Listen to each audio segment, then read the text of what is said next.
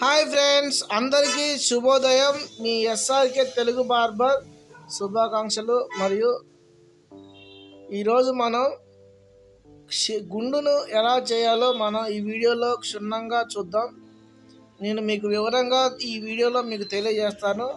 ఇప్పటివరకు నా ఛానల్ని సబ్స్క్రైబ్ చేయకపోతే కంపల్సరీగా చేసుకొని చూడండి. మీకు నా ప్రతి వీడియో కూడా మీకు నోటిఫికేషన్ ద్వారా రావాలంటే బెల్ ఐకాన్ని కూడా యాక్టివేట్ చేసుకోండి. మరియు ఈ వీడియోని మీ అందరికి కూడా నచ్చినట్లయితే షేర్ చేయండి.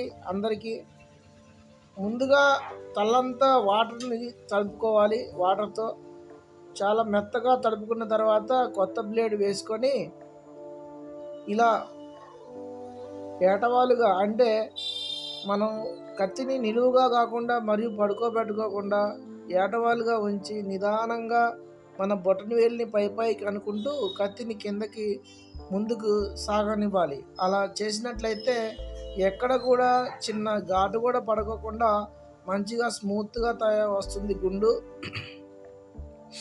ఈ గుండుకి ముందు చేయాల్సిన పని ఏంటంటే చాలా మెత్తగా తడుపుకోవాలి. ఇప్పుడు ఈ పంతులు గారికి జుట్టు ఎక్కువగా లేనందువలన మనం కొద్దిసేపే తడుపుకున్నాం. అదే చాలా జుట్టు ఉన్న వాళ్ళకైతే మాత్రం కంపల్సరీగా బాగా మెత్తగా తడుపుకునేంత మొత్తం నానే వరకు తడుపుకోవాలి. అలా తడుపుకున్నట్లయితే బ్లేడ్ అనేది చాలా స్మూత్గా ముందుకు సాగుతుంది.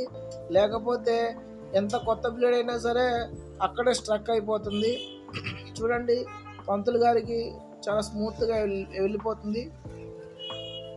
అయితే వీళ్ళకి సిగ అనేది అతి ముఖ్యమైనది కాబట్టి మనం చాలా జాగ్రత్తగా ఈ సిగ అనేది సెంటర్లో ఉండేటట్టు చూసుకోవాలి. ఇప్పుడు ఈ పంతులు గారికి మనం సిగ అనేది ఇదివరకు కంటే ఒక అంగుళం ఎక్కువ ఉంచమన్నారు కాబట్టి నేను దాన్ని అంచనా వేసుకొని ఒక అంగుళం వరకు ఉంచి రౌండ్గా చేసుకుంటున్నాను.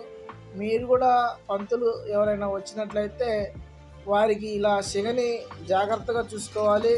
వారికి ఎంతో విలువైనది మరియు ముఖ్యమైనది కాబట్టి దాన్ని కట్ చేయకుండా మీరు జాగ్రత్తగా దీన్ని గుండు చేయాల్సి ఉంటుంది. కొంతమంది బొప్పనం అంటారు పంతుళ్ళు, మరియు గుండు మనం వాడే భాషలో గుండు అంటాం.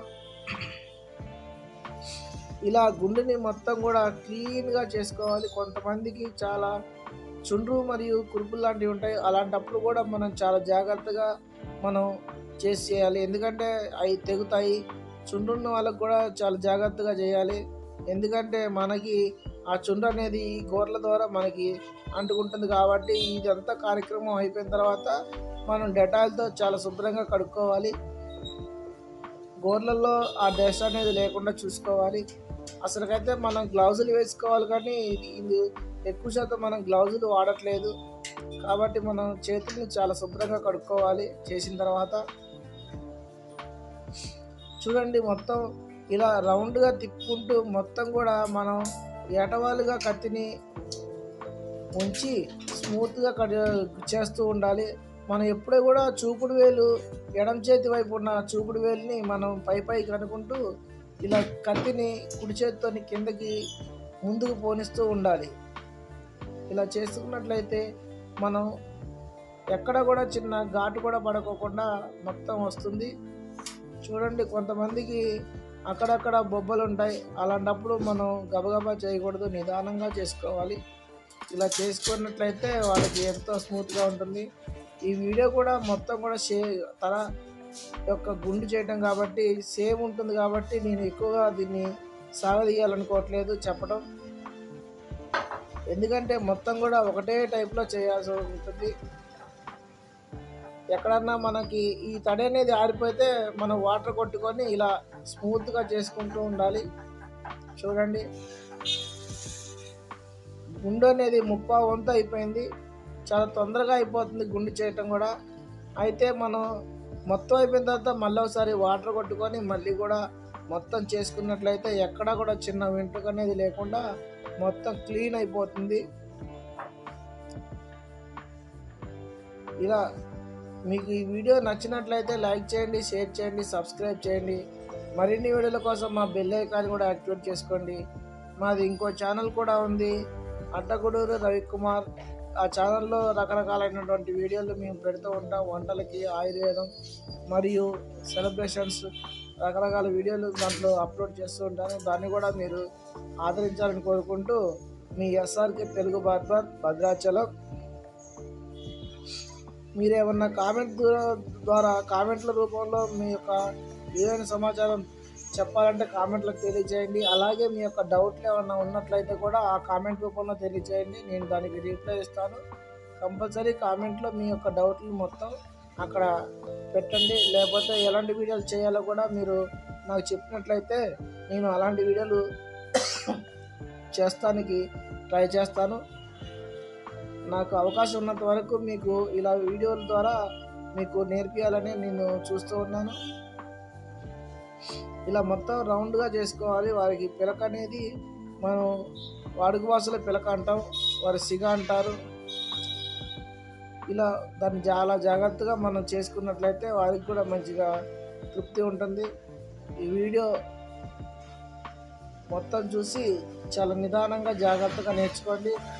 కత్తిని ఎప్పుడు కూడా మనం చాలా జాగ్రత్తగా పట్టుకోవాలి. కత్తిని ముందుగా బాగా ఇట్లా అనేసి చిటికిన వేలు అనేది కత్తి యొక్క చివరిని ఇట్లా పట్టుకొని పైన 3 ఏళ్ళు వచ్చేటట్టు పెట్టుకొని ఇట్లా సమానంగా ఏటవాలుగా మొత్తం చేస్తూ ఉండాలి. కత్తిని ఎక్కడ కూడా జారవిడచకూడదు, ఎందుకంటే దాంట్లో బ్లేడ్ ఉంటుంది కాబట్టి తెగుతుంది. ఓకేనా ఫ్రెండ్స్, చాలా జాగ్రత్తగా చూసి మీరు కూడా ట్రై చేయండి. మొదటగా ఏదన్నా చిన్న కుండ లాంటి దాని మీద ట్రై చేసుకున్నట్లయితే బాగా ఉంటుంది. మా నాన్నగారు మాకు అట్లా నేర్పించారు. చిన్నది కుండని తీసుకొని ఒక పాత బ్లేడ్ పెట్టుకొని దాంట్లో చేసుకున్నట్లయితే మనకి అలవాటు అవుతుంది చెయ్యి తిరగటం. ఎందుకంటే కొత్తగా నేర్చుకున్న వాళ్ళు డైరెక్ట్గా మనుషుల మీదనే ట్రై చేస్తే వారికి తెగే అవకాశం ఉంటుంది కాబట్టి చెయ్యి తిరగదు. కాబట్టి మొదటగా ఒక కుండను తీసుకొని, ఎందుకంటే కుండ ఉన్ను షేపు మన తలకాయ కూడా అదే ఉంటుంది, కుండని బోర్లు ఇచ్చి నున్నగా మన కత్తిని పట్టుకొని చేస్తూ ఉన్నట్లయితే మనకి తొందరగా చెయ్యి అనేది అటు ఇటు తిరగటానికి మంచిగా అవకాశం ఉంటుంది. కాబట్టి మీరు ముందుగా కొత్తగా నేర్చుకునే వాళ్ళైతే కుండ మీద ట్రై చేయండి.